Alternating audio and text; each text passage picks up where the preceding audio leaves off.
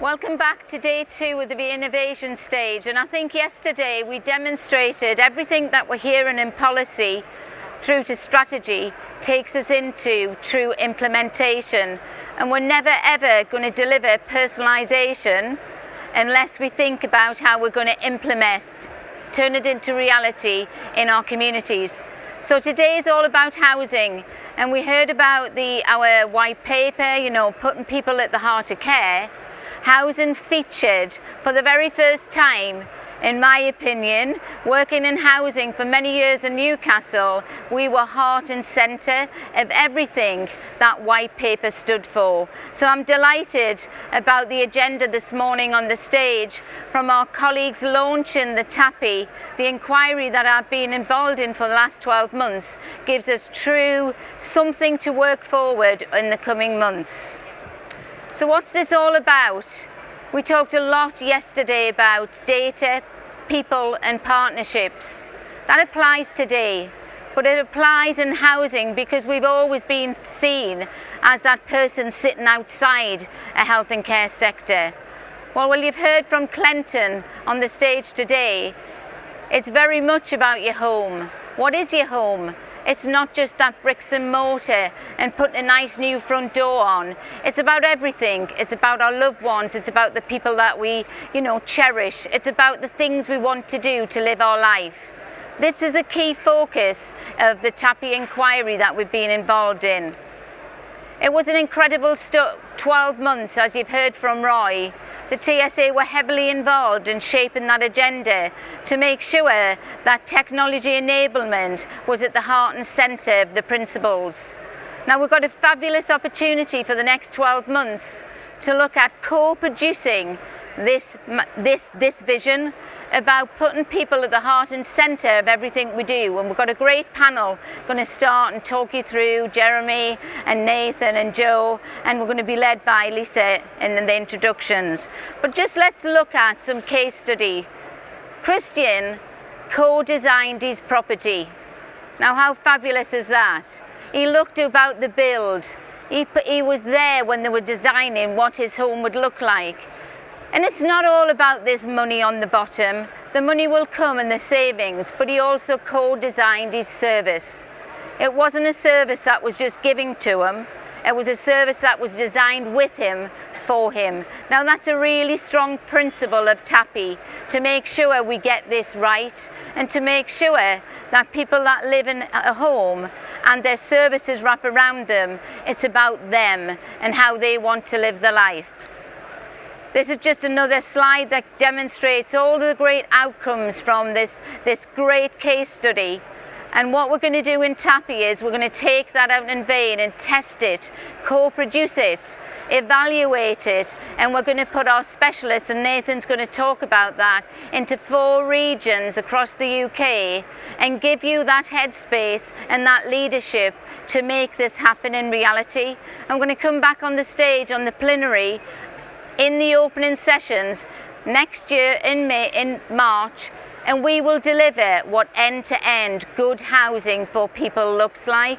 Now you heard from our colleagues yesterday from the NHS and how we're designing new wraparound services. All of these things will feed into the overall programme of what we're delivering within TAPI, because it's not just housing, it's our colleagues in the NHS and it's our colleagues in social care. We have eventually got a voice. Housing is starting to drive this agenda, but we need to now demonstrate what a whole system looks like. So welcoming our panel today, so I would like to invite Lisa Dowtry from Le Grand Care. Le Grand Care are headline sponsors for the year, and they're working with us and it's with a specific focus on housing. So over to yourself, Lisa.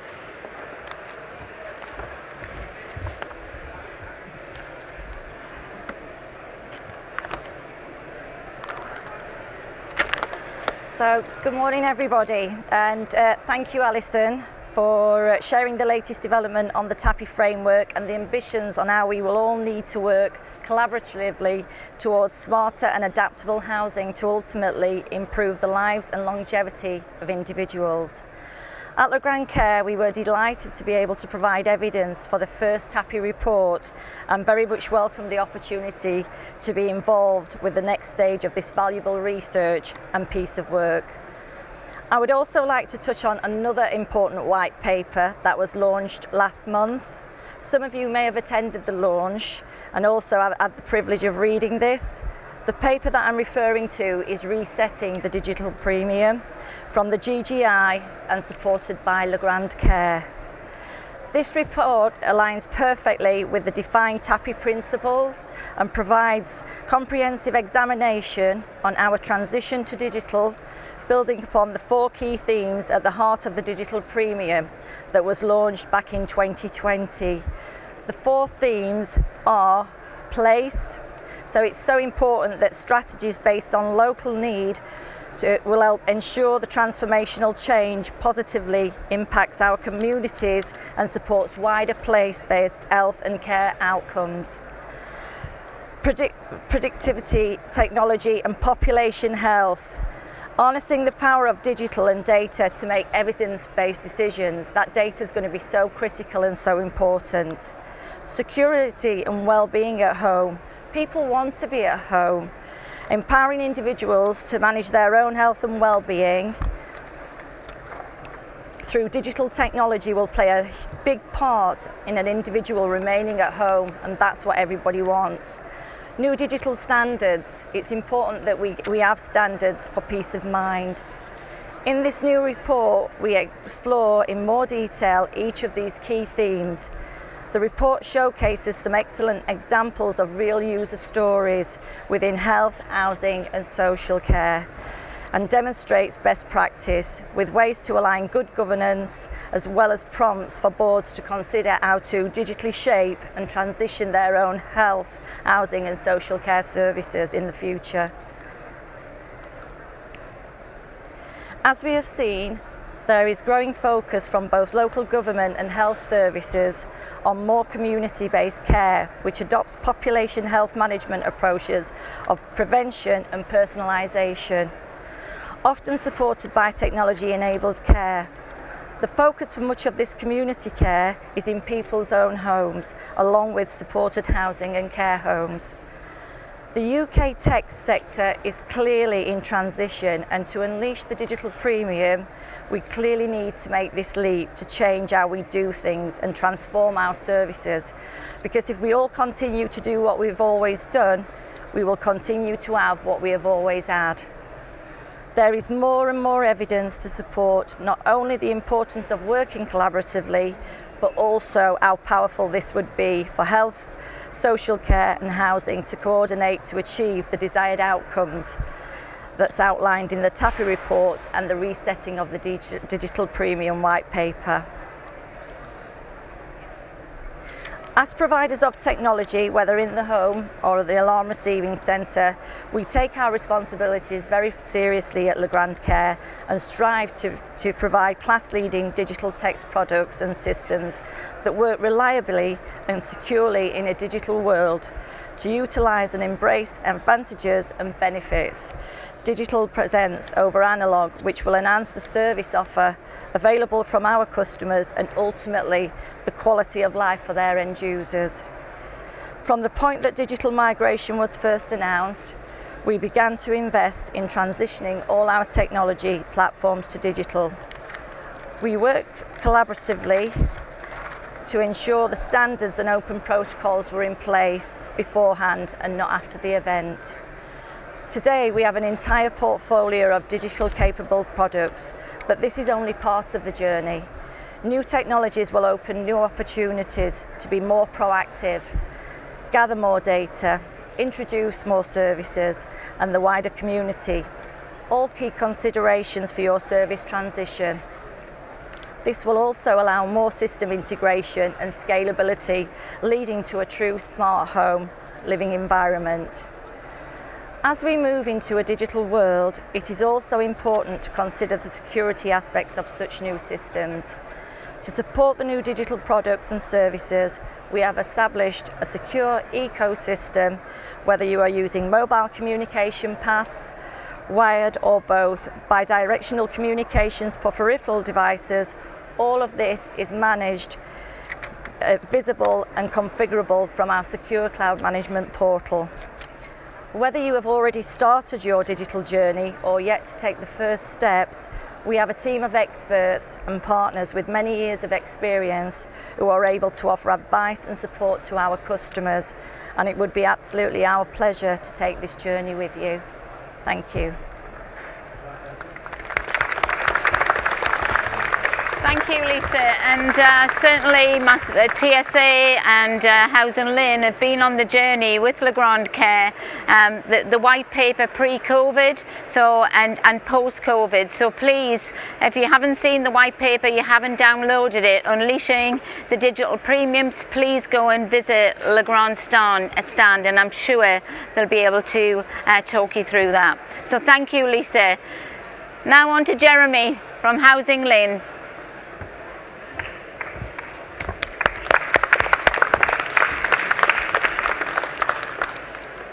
The questions aren't on there. But I just don't know how to do it. Your mic's still on. Well, we've heard a lot about, this is more than just bricks and mortar. And from Alison, from the Minister yesterday, and I think we do rapidly need to move on from thinking about our homes as a physical architecture to something which is much more around the social and increasingly the digital architecture as well, to maintain those social connections, the health and well-being that we heard so eloquently put from a human rights perspective from Neil and Clinton in the plenary session. I'm going to talk a little bit about the Home of 2030 and think about some of the challenges around what that might look like over the next 8 or 9 years. But as Roy also said this morning, much of the stock we have now, 80% of it I think he said, is going to be with us for a number of generations. And when I came into the housing world 25, 30 years ago, in fact with Neil, he and I worked together, I always remember a very famous architect telling me that 80% of our homes are are designed by men aged 18 to 40 because they think only 18 to 40-year-olds will live in it. So we've never really thought about how we make them more inclusive for an aging population. And that was fundamental to the happy design principles, the housing our ageing population, which are a precursor to the TAPI report that Alison and was the phase 2 that was mentioned earlier. I must also at this moment give credit to Lois Beach, who actually wrote the TAPI inquiry. Please do give her a silent applause. For those of you who don't know the Housing Lane, we were formerly part of the change agent team in the Department of Health, and some of you who are long in the tooth may remember the old Extra Care Housing Fund, which is superseded by the Cash Fund, but also building telecare in England. And we were very much working, I see several of you in the audience who are supporting that programme, driving through innovation at that time in terms of making telecare a much more universal offer, not through the current white paper, but that white paper putting people first. And there's a lot of synergy here. And we've built up a sophisticated network that exemplifies what good practice looks like across housing, health and social care, a point that David Pearson made around the importance of integration. And our small consultancy team continue to work closely with local health and social care economies to get that housing offer right, to improve the variety of choices available for older and disabled adults. I'm hoping the poll will come up now. You should have on your app a question for you. Having listened to TAPI in the presentations, and I hope all of you had a chance to download it in the last half an hour, how many opportunities are there to introduce TAPI to your organisation? If you could just quickly answer this.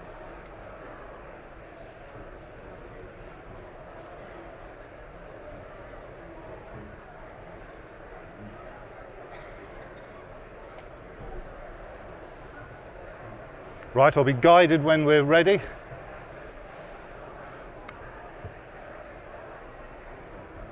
So some, a few, none or don't know. Please do submit your entry now.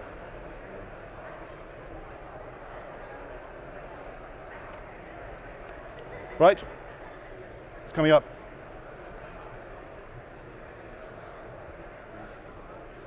This is where I get to the stage where I can't use my glasses. Well, I think this is very encouraging that nearly 50% of you have said you really think there's an opportunity. A few of you, but I think the overwhelming majority are on the right curve, and we look forward to coming back next year to make sure that curve is even higher. But in terms of the home of 2030 and thinking about that policy context, just to put a bit more flesh to the bones, as Neil and Clinton said this morning, about the human rights perspective, I think what came through loud and clear through the Adult Social Care White Paper was a call for digital citizenship to enable and be part of the housing agenda to meet future care needs and also the needs of our current populations. And this slide just gives you a really quick flavour of a number of the key instruments and levers that the DH and others are using to articulate how we can deliver a better housing solution for the future. Whether it's the information, the intelligence, the co-production involvement in communities to provide better information around future planning through the Housing Transformation Fund, or how we can articulate the types of investment for the new build solutions so that they are also technology enabled through things like the Cash Fund and the broader Homes England and GLA affordable housing programme.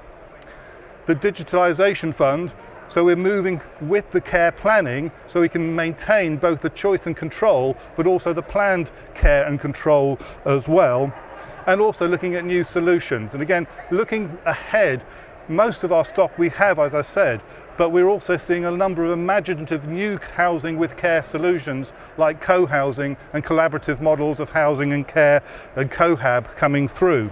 So those sort of co-living opportunities, not just for older adults, but also for people of working age with disabilities as well.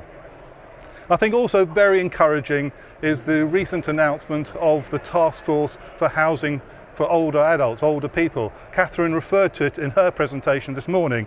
But again, the next phase of TAPI will, I really hope, feed into this. It prevents the opportunities to hardwire the TAPI principles into all aspects of technology-enabled care and housing at the outset.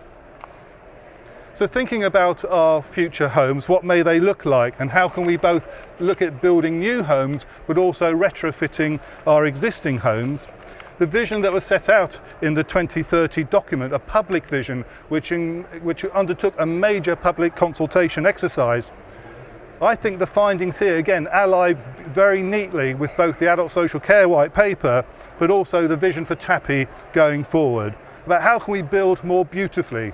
How can we think about the National Model Design Codes, the design for building healthy life, some of the good practice and guidance out there, and align it with an increasing contemporary and accessible and affordable space, which is age inclusive. It's not just about housing for older adults, it's about for all of us. So the communities at the outset have a greater say.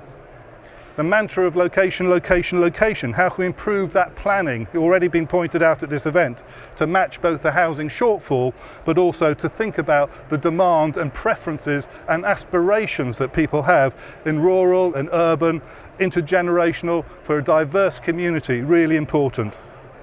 A thing that came out of the HAPPY report, and again underpinning TAPI, is about care readiness. It's about how we can be more care aware about what our future needs were. And again, what was interesting about Social Care Futures this morning, they challenged us to think about our home, not just about our identity and our place, but in terms of our social care and connections and what they may look like in future. And technology and TAPI needs to be fundamental to that so that we can have better co-designed choices and enable that better design quality to be delivered. And from those of you who are interested from a development perspective, and there was a question this morning, we need to think about this through the modern methods of construction, our development process, the increasing use of home technology, home automation for building at scale and at pace to deliver some of the real big challenges about how we meet our ageing population, both in terms of the current stock, but also making sure that it's protected and future-proofed for things like climate change as well. So, why is TAPI so important? What we learned through the inquiry and how this fits in again with the home of 2030 is that Igloo Regeneration, a major housing construction company in the UK, are developing an age-friendly community. And here you'll hear a lot about Sunderland coming through, but Igloo here demonstrated that TAPI is important to Igloo in the same way as HAPI was in the ideas and guidance it provides. So again, I encourage you to look at industry leaders who've used TAPI to take this forward. So some key tips going forward. Think about what are those care-ready principles. I've highlighted 6 here. The first is around how can we ensure that TAPI enables you to adapt to meet what your clients, what you customers need in the first place. I was having a chat with Alex and Mark earlier. Really a positive announcement that came out this week, in fact only yesterday, with the government's new guidance and practice tips on disabled facilities grants. How can we integrate much better around our use of technology with the community equipment, the role of handy person services, and offer a much more rounded package to people rather than having to go from pillar to post. We need to make it easier for people to adapt or extend their current properties. We need to make sure that we go further on our accessibility design requirements, but we also build in technology into those so we can contribute to the future designs of our houses. We need to make sure they're easier to manage, we can provide more options, and ultimately we need to build in that digital inclusion and, as I said earlier, the greener agenda, not just for climate change but our current fuel bills, which are really challenging for over 1.5 million people today.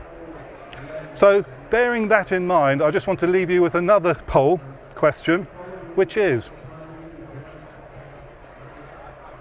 if you can introduce TAPI in your organisation, where could it most benefit giving people that choice and control? Where could it benefit customers most? Supporting, I hope you can read those at the back.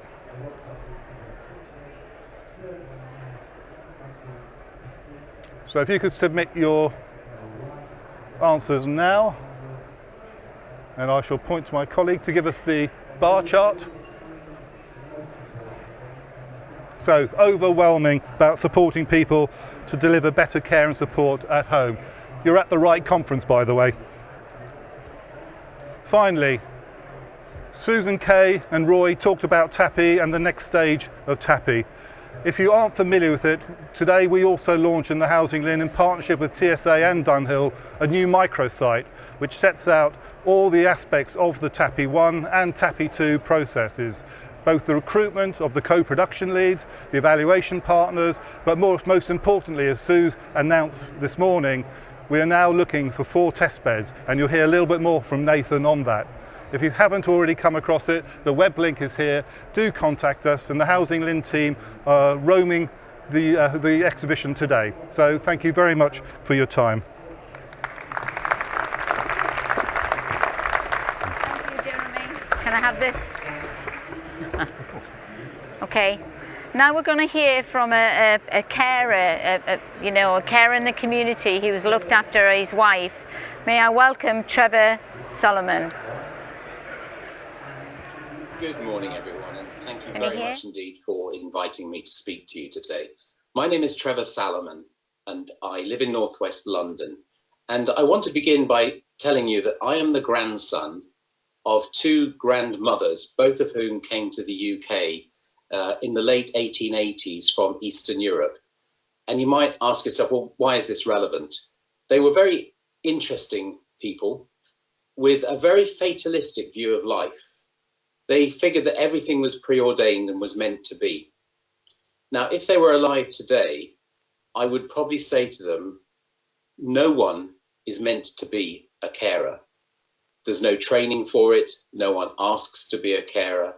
But when the need arises, we kind of just fall into the role. And that's what happened to me. My wife, Yvonne, started exhibiting signs of dementia back in 2009. We didn't actually get the diagnosis for another 4 years, but that's a story in itself, and that's not for today.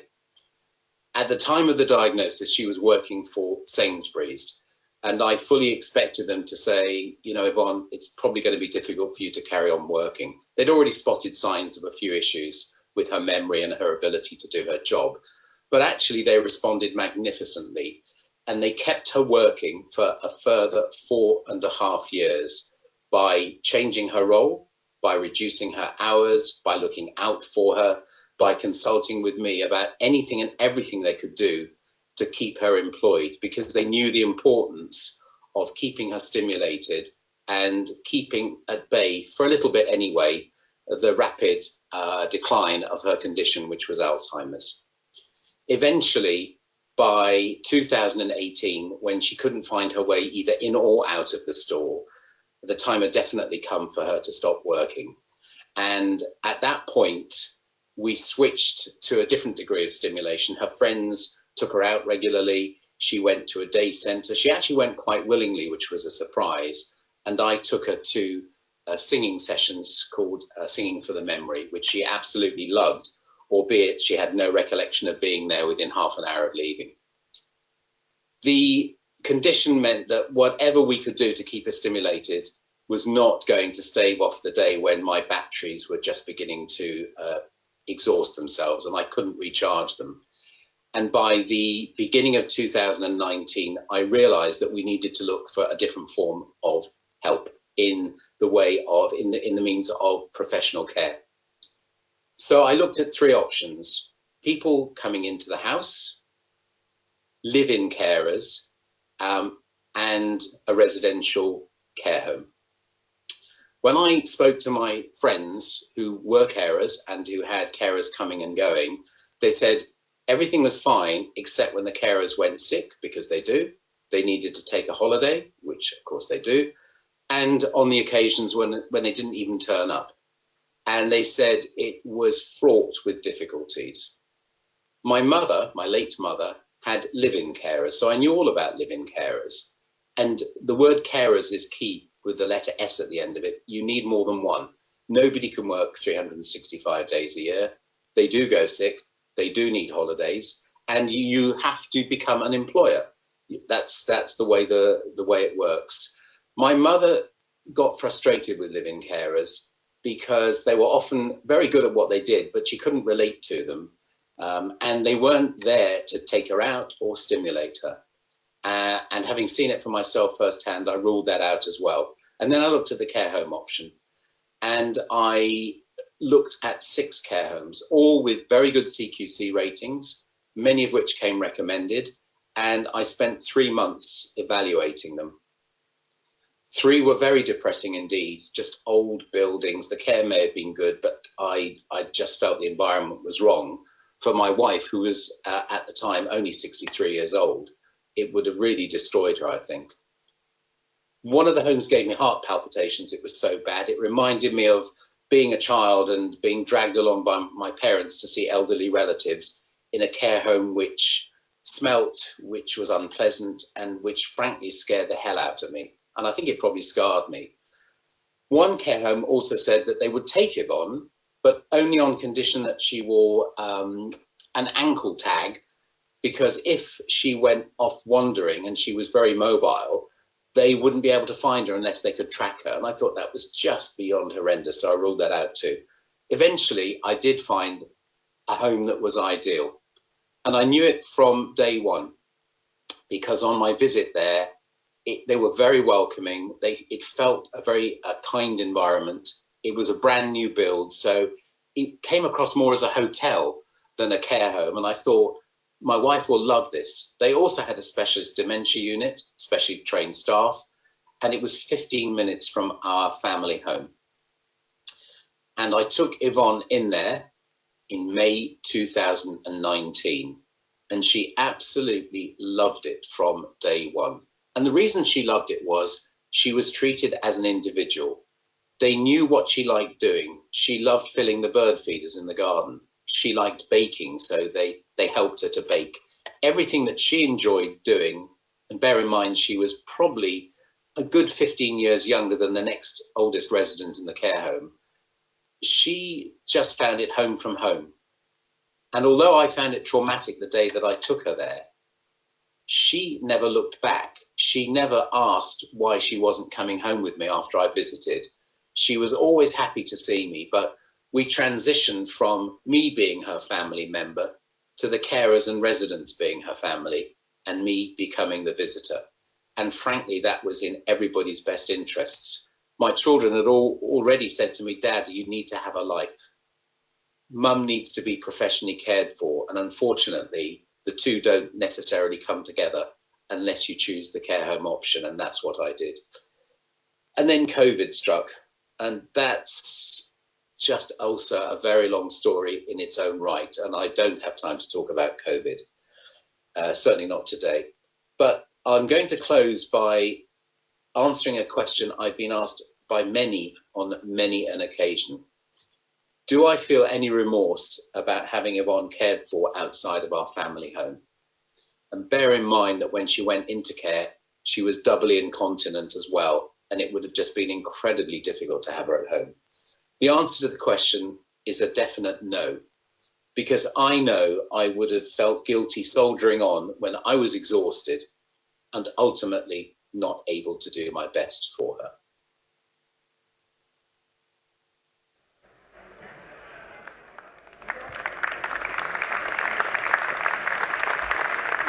I'm just watching all the emotions from everybody. We all have a story. We all have a loved one who needs care, who needs support. TAPI and our new options in housing is giving Trevor different options of housing, not just formal care, residential care, but when it is residential care, the individuals still need to live a life. And I don't see that we should be distinguishing whether it's home care in your home, whether it's in a supported living, or whether it's in a care home. We should, enabled by this sector, to give the carer a life and the individual. And with that, I want to welcome Nathan Downing, our Director of Transformation, who will be leading the 4 regions with our TAPI piece of work. So welcome, Nathan.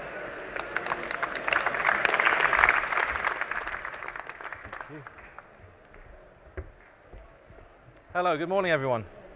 Hopefully you can see my few slides. So I guess hopefully by now you'll be pretty familiar with this, so I don't need to go through too much of it, but what I'm here to talk about for a few minutes and to keep us on time is more about the practical steps for all of you in this room and beyond around those 4 demonstrator sites. So the process is now open for you to now start submitting. I doubt you would have started it already, but you can if you want. Start submitting your proposals. We are keen to hear, as we said, from lots of you, but to select 4 demonstrator sites. I think the phrases you've heard from not just this session, but every other session in this conference, we talk about personalised outcomes, we talk about enabling.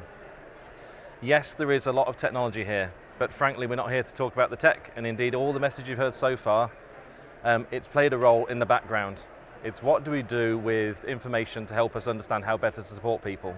What do we do around services enabled by tech? And most importantly, how do we hear the voices of people, families, carers, staff, in shaping those services, again, enabled by tech? So I won't labour at the point too much, but clearly more about the programme is my job. What is it we're going to do in collaboration with all of you that will hopefully be submitting your bids and those that are successful? So as you can see, a number of, I like a hexagon, indeed so did TSA, you'll see them everywhere. So the hexagons help me talk through this. So first of all, programme management. Our role, working with Housing Lynn in particular, will be around that programme management to make sure we have a team of people supporting those organisations to understand how do we embed principles around TAPI on the ground in not only your existing builds but in your future planning, albeit within the first year of this programme. Co-production, clearly you've heard enough about that, but we cannot say enough. It has to be about that's at the heart of what we're doing here. And indeed, in the next few weeks, we'll be able to announce our co-production partner in this programme. Evaluation, same thing. So again, the process, for those of you that would like to submit a bid around the evaluation partner, you still have a few weeks left to do that. But evaluation that's live at the heart of what we're doing in this programme, not a retrospective look about did it make a difference? And indeed coming up with a tool and a framework that all of you that are delivering services within housing can use as you start to plan your future work. So something that can be left with you as a legacy for you to use going forward. Something that's real and practical, it's evaluation not only of the effectiveness of solutions within housing that happen to use technology, but also about how have we worked with the workforce to help people to understand far more about technology. So again, workforce is crucial. You'll hear again all the sessions we've had on over these 2 days. Staff understanding their role, understanding the what's in it for them as well as those that they support. Within a housing environment, understanding when we start to use technology that might be able to provide us information in advance of crisis, how do we utilise that to do something about it? Because as we start to capture unmet needs, we have to do something about it. And the technology you'll see around you today, a lot of it is around how do you support people in a safe manner, but also how do you support people to do more for themselves where safe to do so. And indeed, your services become more of that trusted advisor role as well as providing support. Standards is crucial. Again, we wouldn't be at a conference unless we talked about standards, but not just about the technical standards or indeed the service standards. Within the programme, we'll be working with construction, with architects, with design, to help them understand the principles of TAPI and embedding that into their standards going forward. So our team led by Steve Sadler will be working on the standards piece. Again, this all comes together, hence the hexagons with a bit in the middle. Implementation. So our job and my team that are around today is getting hands-on support. This isn't about supporting you from taking a backward step and supporting you from afar and seeing how those 4 demonstrator sites are getting on and touch points. It will be hands-on, on the ground, working with you, visiting you, wherever the 4 demonstrator sites are around the UK. So it will be a fun challenge if they are really in the 4 corners, but that's our challenge to accept. And communication, sharing with all of you here and the wider sector as we go through this programme around what are we finding, challenging you to give us some feedback from your experiences, almost like a learning set. This isn't something done in isolation and then we come and say, here's a report. And how can we learn from you to help us as we develop this programme? So for those of you that hopefully, whether you provide technology solutions, whether you provide housing services, whether you're in the social care, health, care provision, some tips, I guess, that you'll be able to read on the web, on the microsite around the programme. So as I said, 4 sites, we were looking for a mix of urban and rural settings. We're certainly looking for a mix of different types of housing. So yes, sheltered housing, extra care. We will be really importantly looking for supported living, looking at not just those people from an ageing perspective, looking at as people age through learning disabilities and autism. So we'd like to make sure that people come with a mixed approach. How can you work with your residents to be more proactive? How can you help them to do more for themselves? How do you reach out to them ahead of crisis point? So these are hopefully tips for you to put in your bid. So proactive is definitely a word that needs to be in there. I think, how do you connect with the local community? So all of the technology you see here and your services, they're providing you information, but now something needs to happen about it. So how do you connect people with the local communities? If you remember back to plenary on day 1, in the conversation around Surrey and Mole Valley, it was very much around how do we, based on the data, reach out to then connect somebody with gardening clubs, sit-down yoga, befriending clubs, luncheon clubs, whatever it may be, so that it's part of a service wrap and not just technology telling you to do something. So the digital solutions that you see offer far more of that, but again, it's about how do you harness the data in a safe way, and indeed, how do you work with families to make use of that information so they know themselves how they can support their loved ones to be connected in the community. So most importantly, we will have that team in place, but what we need now is you. A call to action is for you to go out there, fill the documents in. They're not lengthy, it's not about war and peace. We just want to understand what you feel you can do, what you can demonstrate live over the next 12 months in your existing builds, but also how do you have a view on the future. And indeed, please ask questions. Ask us throughout this process to give some feedback. The more the merrier, but certainly this is a golden opportunity, not just for this programme, but to build on it going forward, for us to help you to embed those TAPI principles and indeed to help us share some of those stories with colleagues across Department of Health and Social Care, other entities. So thank you very much. Please, I'm around over and see if you want to ask me any questions, fire away. Thank you. Well, if that wasn't a call to action to get us all started on our applications, I don't know what is. Now, we can only give funding to 4 organisations, But what we've seen during TAPI, there were so many organisations helped us build those principles, and that's what we're going to build during TAPI 2, a community of practice. So you might not be one of those organisations, but you'll certainly come on a journey with us to be able to build that programme and learn as we go. So it's really exciting, and I'm really excited. Coming from housing, this is one of the best opportunities I've seen, end to end, and the delivery, so it's really special. Now our final speaker, one of our award winners last night, Joe, he's been shining, is going to talk to you about how do you deliver good housing in housing. Over to you. Thanks, Alison.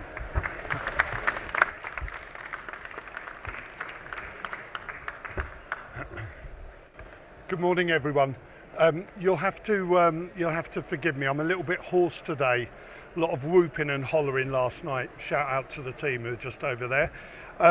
So I'm just going to start by saying my name's Joe McLaughlin. I'm the Managing Director of Astroline, which is a national alarm receiving centre, but I'm also a member of the Johnny Johnson executive team.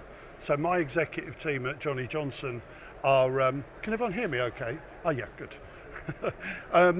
But the executive team at Johnny Johnson that I work alongside with is our development director, who's responsible for all the delivery and development of all the new homes and independent living schemes we're building, but also Steve Alcock, who's our data and digital transformation director, who's delivering our Customer First programme. And our Customer First programme is really a transformational programme which is looking at how do we better understand our customers, how do we get closer to our customers, and how do we use the data that comes from all the interactions we have with our customers to really understand them and better design and ultimately co-design the services that we deliver with them. So our mission is really clear. I think we're in the business of independent living, keeping people at home for longer and keeping them out of moving into care or into other forms of support. So that's a thing that's a real clear mission for all of us, and all the work that we do, both at Astroline and at Johnny Johnson, is central and aligned to that mission. So Vladimir Ilyich said that, and I will have to read off there because my eyes are going, I can't quite see my slides over there, but he said there are decades where nothing happens and there are weeks when decades happen. Now, when he wrote this, I don't think he was talking about Brexit Britain, but there we are. We've seen a hell of a lot of things happening over the last few weeks that are really having a major impact in our economy and in our society. And I think what we've all seen over the last couple of days at conference is just how much energy there is in our sector. I think for me, it's 2019 was our last conference. This conference just feels like we've moved on by decades, not just by a couple of years. I think the opportunity we have as a sector to really galvanise and really link up all the work that we're doing is truly transformational. And some of the things I've been most impressed with is the work at local authority level, where they're really scaling and really developing that service offer and using technology, not just button and box, but using smart technology, sensor, alarm technology to really understand and prioritise the services that go back into their customers and appropriately deliver and develop the service for them. So this slide just gives you a bit of a flavour of the size of our organisation and what we do. We're an independent living specialist, but we're really all about, as I say, getting closer to the customer. And the way in which we do that is through a range of different methods. So we have a resident scrutiny panel who look at things like our development plans, who look at our sort of transformation programme, comment and be involved in that. We have our customer forums, so we go out to our customers, we go out to our neighbourhoods and we engage with them on a quarterly basis, and really, our staff really get up front with our residents and hear exactly what's happening for them on the ground and the types of challenges they may be experiencing, but also what their needs and wants and desires are. And like a lot of organisations, we use our surveys, and we've obviously got our online presence. That's a way in which our residents connect with us. I think the thing that we find, and through our Customer First programme, is really the ability that information all combined gives us for really kind of redesigning and looking at the pinch points in our service, but also thinking about how do we want to adapt and flex and develop our model so that it appropriately delivers the types of services that our residents want. And that comes down to the technology-enabled care services we provide, but also the services on the ground in the communities and neighbourhoods in which we work. So we've heard a lot, haven't we, today, talking about housing, the opportunity that we have here through TAPI, but also the sense that how digital has become so manifest over the last couple of years since the pandemic. And I think the thing that we've got to be mindful of, and it's something we're really mindful of, is whilst we talk a lot about developing the digital skills of our residents and our consumers of our services, if you like, what we absolutely have to do is develop the digital capability of our colleagues and our staff, because otherwise they're not able to support the residents that we have and our customers. And a key piece of work for us at Johnny Johnson, supported by Astroline over the next couple of years, is really to develop our colleague engagement and really develop them as individuals so that they can benefit from all the transformation work and support our residents. So key bit of my speech really, and I'll try and get back on to time, but just around the TAPI principles. So I was a witness on the panel, and we fed into the programme, and I think just a really solid piece of work, and so much, we've heard about the white paper last couple of days. The TAPI principles really dovetail into the white paper and where we see ourselves and the need for where we need to go as a sector. I think what I'd say is that as I move through, what I'm going to do is in the next 4 slides, I'm going to take 4 of the TAPI principles, and I'm just going to give some depth to how we're looking at those principles and how we as an organisation at Johnny Johnson and Astroline are looking to embed those principles. So person-centred. For us, person-centred is about actually giving people the tools and the technology and the infrastructure to be able to live their best lives, and at the core of that is Wi-Fi, is that access to Wi-Fi. We think that access to Wi-Fi is a human right, so we're putting Wi-Fi across all our schemes so our residents can engage with that and use that as a service, but also technology-enabled care in our independent living schemes as standard. And what we've developed on top of our core offer, that's why I talk here about the Moscow prioritisation, is the things we must have in our schemes, the things we should have in our schemes, and the things we could have in our schemes. And as we develop our principles over the next few years, that will change and evolve, but it's really about how we really add on services that people value and people want to select from a menu of those services. Interoperable. We've heard a lot about interoperable. I think interoperable for us at Astroline means also being able to support analogue as well as digital. In the rush to digital, we're a digital centre. We've migrated all our protocol lines onto SIP, so we're fully digital. We're monitoring thousands of digital devices, and we're working with all new suppliers and all new entrants in the market. We're supporting and monitoring their new products as they're coming in. It's a bit of a distinct area for Astroline. But I think what we've also conscious of is that not everyone is moving as fast as we'd like and getting rid of their analogue stock or churning that out. So what we've designed is an ISDN lifeboat service, as we call it, for those customers we're working with whose devices won't work on digital. We've got that ISDN capability to support those analogue devices as they come through.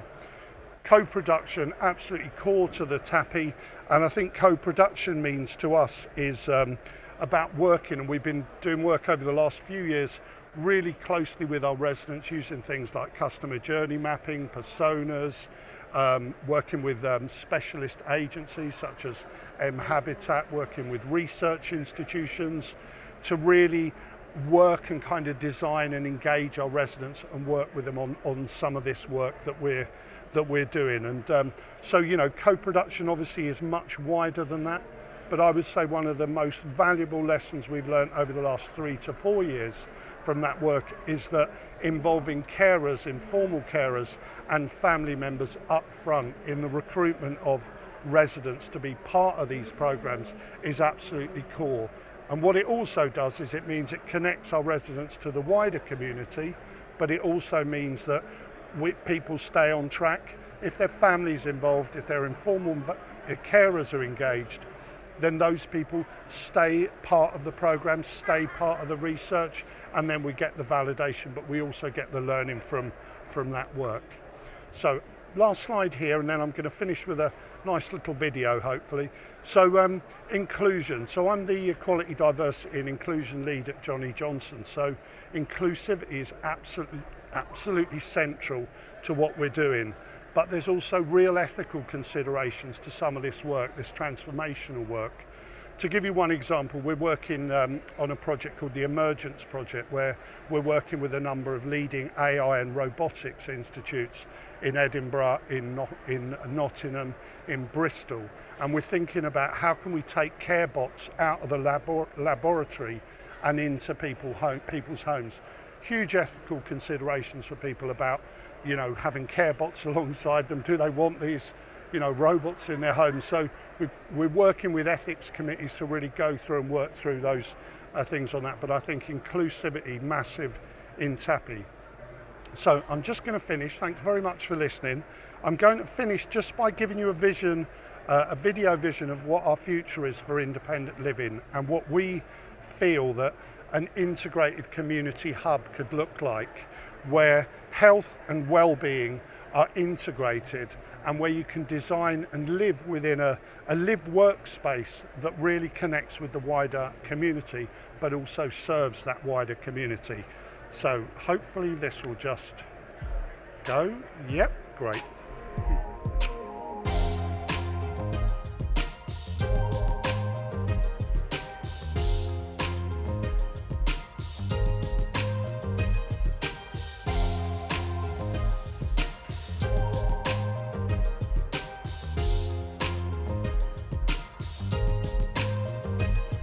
So what you're seeing is a multifunctional, multi-use space, you know, bright, airy, really well designed, but something that's there as an asset and an available resource for the community, bringing people in, you know, improving that engagement with our people, you know, helping to support people and move away from isolation. So using smart technology and smart design in this home and scheme of the future.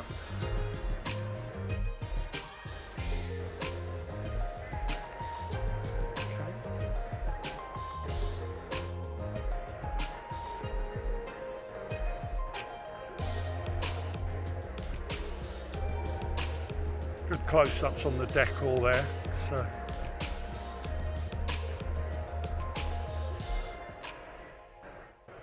Great. Okay. Thanks very much for listening. Thank you. I think that sort of concludes what we've talked about since first thing this morning. That just really puts into visual the art of the possible. We've got some questions coming in here, but we've run out of time for this panel today. At 12:30 we're coming back. Roy Sambach will be on stage with a fabulous case study about a new build and a service wraparound in Sunderland. So we'll have time then to pick up all of your questions. So anything you need to know, please get back here at 12:30 and we can do that final piece.